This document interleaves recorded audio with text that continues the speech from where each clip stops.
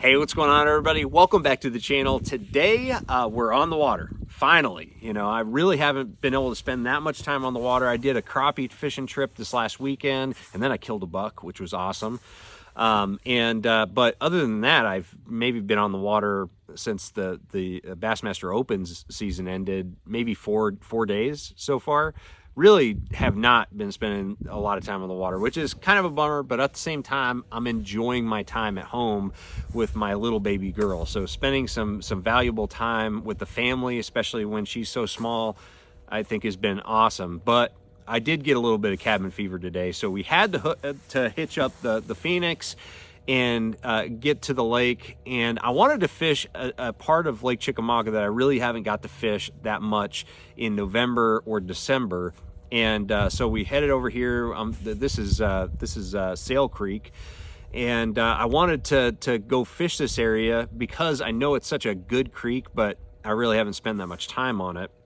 And because I really haven't been able to spend all that much time on the water this year, and I don't think that I'm going to have much time in the next week or two, I really want to get on some fish. So I was a little bit nervous on whether or not I was going to be able to dial it in today with my limited amount of time. But I remembered that there is one very consistent factor that when I see it, I know exactly where to go in these creeks. And let me kind of set up the scene for you as far as like where the general area I tend to look first. So this time of year, it's actually pretty consistent, on where there's going to be a big population of fish. It's going to be in these bigger creeks.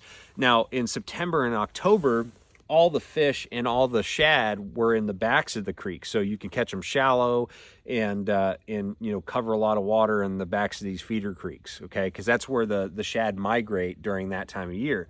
But when you start getting those cold nights and things start getting pretty frosty, they start moving back out towards the main lake, but a huge amount of shad tend to get, just not necessarily stuck, but they just tend to stay in the what I call large basins of these creeks. So most of these real productive creeks have these big wide areas that in between the backs of the creeks and the main lake. And then you also have places like, Harrison Bay, Chester Frost, all those areas. I consider those big bays or basins. And the shad tend to just hang around those areas because generally you have a lot of deep water access. You have these big giant flats that can kind of meander around. And so that's where the big groups of shad tend to be, and that's where bass and every other predator species are going to be. And so that's kind of the general area that I look for, but still you're talking about these giant basin-like areas. So like, where do you start and how do you dial it in? So when I got to the ramp this morning, the first thing I did is I didn't need binoculars this morning because there was a lot of them, but I just looked around and it wasn't hard to find the birds. There was a huge flock. There's still a huge flock of them flying around right now. There was probably about 4 dozen, maybe 4 or 5 dozen gulls working this one general area. And when you have gulls or even like loons or any fish-eating bird working one general area, that's a pretty good indication that that's where the bait fish is. And so you need to focus your efforts in that area. So, there's not a lot of times of the year that's as important than it is right now, because I feel like the gulls are really dialed in on the areas where the shad are most prevalent this time of year, because they're trying to stock up for the winter time to make it through all the cold nights and cold days. So it's just really important this time of year. So if you're coming to a lake like Chickamauga, or really any of these lakes in this area, or really any lake, any reservoir is going to have something similar going on, because you're going to have some type of fish-eating bird on pretty much the majority of the reservoirs, in the south.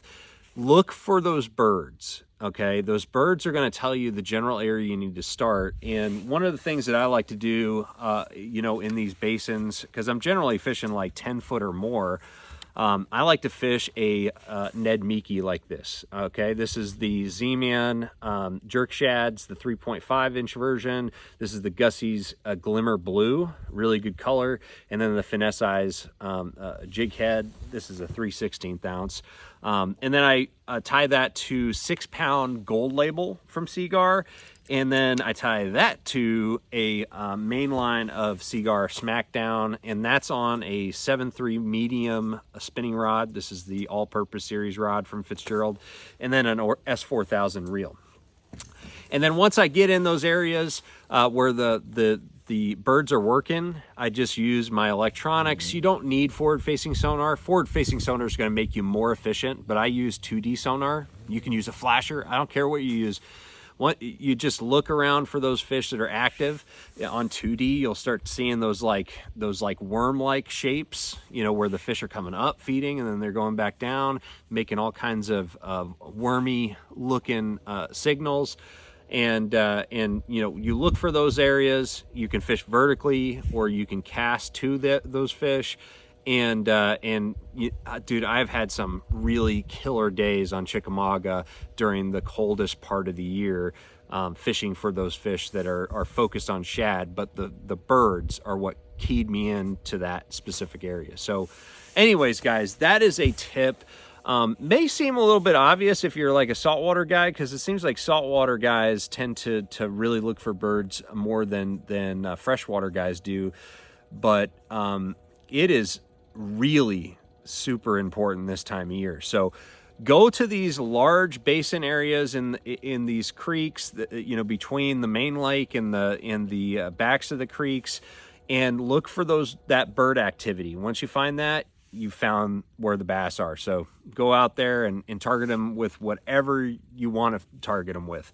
But that Nedmiki is definitely a killer. So anyways, guys, take it for what it's worth. Let me know what you think about this topic in the comments below. And also, if you have any questions, throw a comment below.